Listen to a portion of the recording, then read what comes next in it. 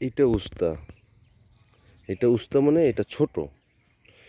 আর বড় যেটা, এটাই যে গাছ লম্বা দেখছেন। আর গাছটা দেখলে এখান থেকে দেখেন নিচে,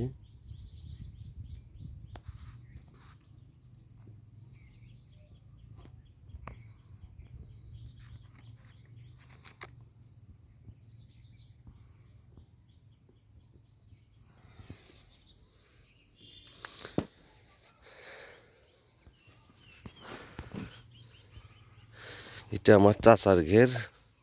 এটা অনেক বড়।